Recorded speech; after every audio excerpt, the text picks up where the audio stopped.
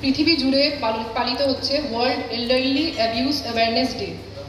এর কারণটা কি, যে সিনিয়র সিটিজেন্সদের সংখ্যা আমাদের ইন্ডিয়াতে এখন আজকের দিনে দাঁড়িয়ে 12% হচ্ছে সিনিয়র সিটিজেন্স, যে সংখ্যাটা 2050-এ গিয়ে দাঁড়াতে চলেছে 19%।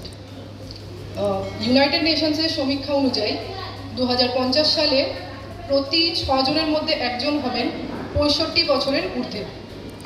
এই মুহূর্তে দেখা গেছে যে যেমনভাবে একজন শিশু যেরকম ভালনারেবল সোসাইটির মধ্যে, সেরকমভাবেই একজন সিনিয়র সিটিজেনও ইকুয়ালি ভালনারেবল।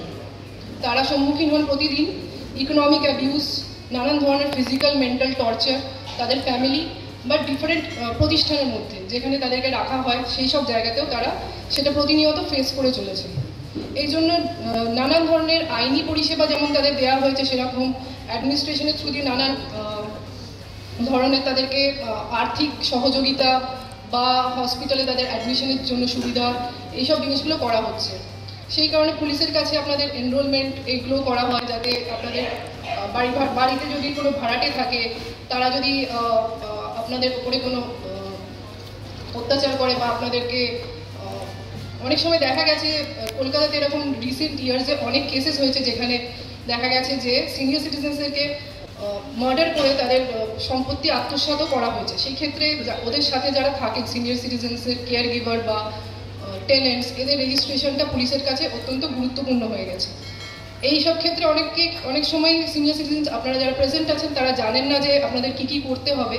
সেই কারণে ডিএলএসএ কি করে, আপনাদেরকে এইসব সহযোগিতা প্রদান করে যে আপনারা পুলিশের সাথে কি ধরনের সুযোগ সুবিধা পেতে পারেন আর কি ধরনের এনরোলমেন্ট আপনাদের করতে হতে পারে, সেগুলোতে সুবিধা আপনাদের করে দেওয়ার জন্য, জানানোর জন্য। তাই রেগুলার এই ধরনের ক্যাম্পেইন করা হয় পুলিশ বা আমাদের ডিএলএসএর তরফ থেকে। তো আমাদের এই যখন আমরা আগে জ্যেষ্ঠ নাগরিক, প্রবীণ নাগরিক যারা আছে, ওনাদেরকে আগে ভালো করতে চাই, তো প্রথম আমাদেরকে বুঝতে হবে কি হ্যাঁ এটা সমস্যা আছে, আমাদের দেশেই এই সমস্যাটা এখন হচ্ছে। যারা প্রবীণ নাগরিক আছে ওরা শুধু পাবলিক প্লেসে নেই, ইভেন নিজের বাড়িতেই ওনাদের আগেনস্ট ওনার বাড়িতে ওরা এটা হচ্ছে, বাড়িতে ওরা হচ্ছে, তারপরে পাবলিক প্লেসে হচ্ছে। পাবলিক প্লেস হতে পারে কি রাস্তা হোক, তারপরে পার্ক হোক, হসপিটাল হোক, যে কোনো জায়গা হোক। তো এই সব জায়গাটার মধ্যে প্রবীণ নাগরিকের অসুবিধা হচ্ছে যে কোনো কারণে হোক। তো এই সমস্যা আগে আমাদের সামনে আসে, তো সে সমস্যা আমরা কীভাবে মেটাতে চাইবো, এই সমস্যা থেকে আমার কাছে কী সলিউশন আছে। তো সেই জন্য এটা আছে কি আমরা নিজেই জলপাইগুড়ি পুলিশ ডিস্ট্রিক্ট আমরা লাস্ট 2 বছর থেকে আমরা যখন প্রণাম কর্মসূচি শুরু করেছি, যারা আপনাদের অনেক আমাদের সঙ্গে এই সঙ্গে যুক্ত আছে, যারা প্রবীণ নাগরিক যারা বাড়িতে একা থাকছে, ওনাদের জন্য দেখার জন্য কেউ নেই, ওনার জন্য আমরা প্রণাম এই কর্মসূচিটা শুরু করেছি। আপনাদের মধ্যে অনেকজন এদের মধ্যে এনরোল আছে। আমরা এটা শুরু করেছিল জলপাইগুড়ি টাউন থেকে, তারপরে ময়নাগুড়ি, ধূপগুড়ি, মালবাজার, এই 4টে টাউন মধ্যে যারা প্রবীণ নাগরিক আছে ওরা এখন আমাদের সঙ্গে যুক্ত আছে। আমাদের যারা টিম আছে, অফিসার ফোর্স, আমাদের সিভিক ভলেন্টিয়ার্স, ওরা মাঝে মাঝে গিয়ে আপনাদের বাড়িতে চেক করে সবাই ভালো আছে কিনা, কোনো সমস্যা আছে, কেউ দাওয়াই চায়, ওটা আমরা পৌঁছাই দেয়। তো এই জন্যই আমরা এই প্রোগ্রামটা শুরু করেছিল, আর নিশ্চয়ই আমরা এটা আমাদের খুব ভালো করে আমি বললে সাফল্য পেয়েছি। মানুষদের একটা উদযাপনের দিন। তো ইউনাইটেড নেশনসের রাষ্ট্রসংঘের একটা কনভেনশন আছে, সেটা হচ্ছে ইউনাইটেড নেশনস ওল্ডার পারসনস। তাতে যা বলা আছে, স্বাধীনতা মানে প্রতিটা এল্ডারলি পারসনসের, তাদের ডিগনিটি, তাদের সেলফ ফুলফিলমেন্ট এবং তার সঙ্গে তাদের কেয়ার আর প্রোটেকশন, সেই অনুযায়ী ভারতবর্ষেরও একটা 2007 সালের একটা elderly person maintenance, care, protection and prevention of abuse এই একটা আইনও আছে। সেইটার জন্য আজকে আমরা এখানে একটা ক্যাম্প, লিগাল অ্যাওয়ারনেস ক্যাম্প করছি ডিস্ট্রিক্ট পুলিশের সহায়তায় এবং আমাদের অন্যান্য যা এনজিওস আছে তাদের মাধ্যমে। এখানে অনেক এল্ডারলি পারসনস যারা বয়স্ক মানুষ এসছেন, তারা শুনছেন এবং তাদের যে আইনি সহায়তা, তাদের যে রাইট অফ, তাদের যে মৌলিক অধিকার, যে তাদের সম্পত্তির ওপর হোক বা তাদের যে একটা ডিগনিফাইড লাইফ লিড করার জন্য, তারা আজকে সমাজে বার্ত নয়, তারা আজকে সমাজে কোনোভাবে তারা নয়। তো এই প্রোগ্রামটা আমরা করছি, এখনও চলছে। আমি সবাইকে এই প্রোগ্রামের জন্য সবাইকে শুভেচ্ছা জানাচ্ছি। ধন্যবাদ। আজকের দিনটা একটা বিশেষ দিন। আজকের দিনটা হচ্ছে ওয়ার্ল্ড এল্ডার অ্যাবিউজ অ্যাওয়ারনেস ডে। মানে যারা বয়স্ক মানুষ আছেন, যারা প্রবীণ মানুষ আছেন, তাদের মানে এক নির্যাতনের শিকার হচ্ছে, সেই নির্যাতন তারা যাতে না হন তাদের সচেতন করা, যাতে তারা এই নির্যাতনের থেকে তারা মুক্তি পান, এবং সেটা আমাদের লক্ষ্য। আইন আছে, আইন দিয়ে কিন্তু সব হয় না, সামাজিক সচেতনতা দরকার। তাদের যারা প্রবীণ ব্যক্তি আছেন, যারা বয়স্ক ব্যক্তি আছেন, তাদের যথার্থ সম্মান দিতে হবে। সম্মান দিয়ে তাহলে সমাজটা সুস্থ সুন্দরভাবে এগিয়ে যেতে পারবে।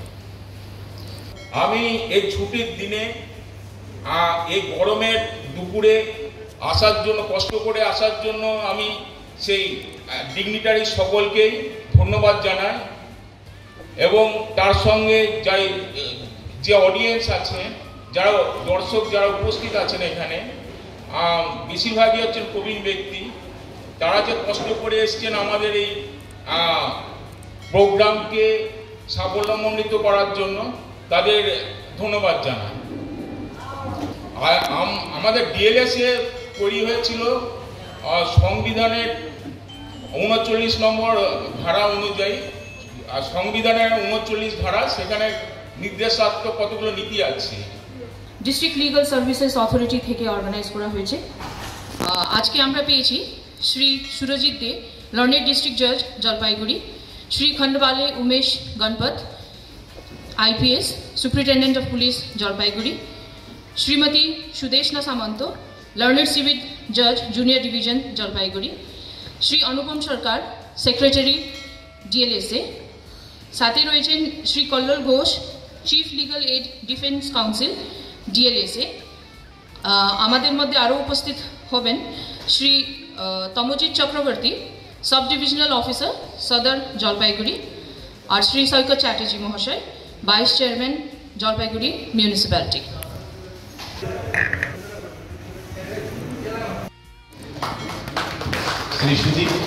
শ্রী সুরজিৎ দে, লর্নেড ডিস্ট্রিক্ট জাজ, জলপাইগুড়ি।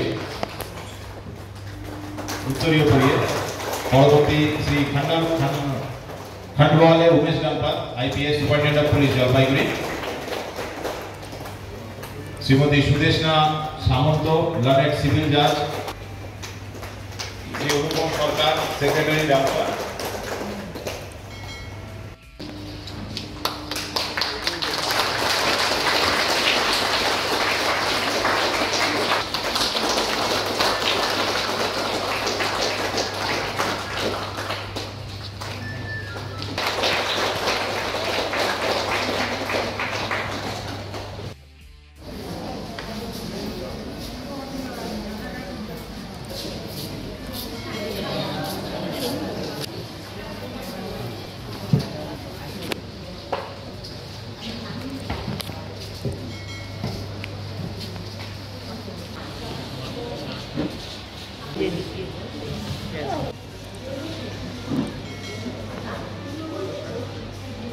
এবং সেবায় নিয়োজিত নার্সা, ন্যায় সবার জন্য।